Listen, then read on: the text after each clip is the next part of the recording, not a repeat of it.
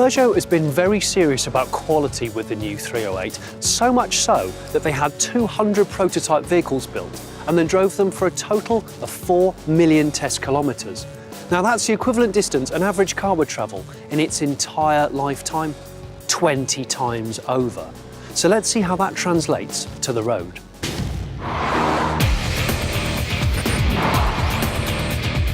I'm fortunate enough to have an early version of this car brought over from France to test drive, and from where I'm sat, it feels like a quality product.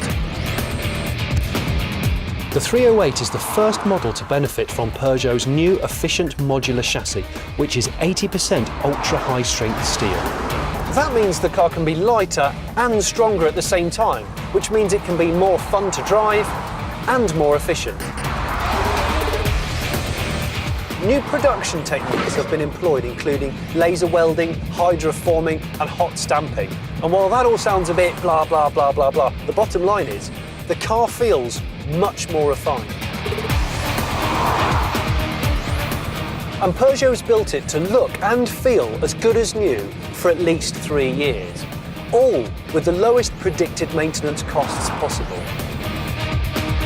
Inside, the surfaces have been treated with new anti-static agents so dust won't build up, and the materials used have been developed to have maximum resistance to sunlight damage and scratching.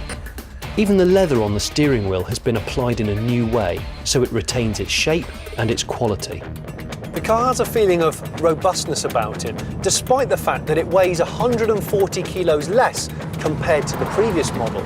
But that weight loss in turn makes the car feel more refined, more interesting to drive.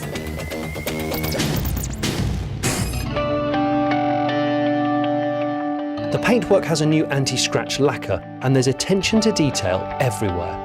The rear lights have been designed so that in an impact they're less likely to break and less likely to cause damage to the surrounding bodywork, even when they do.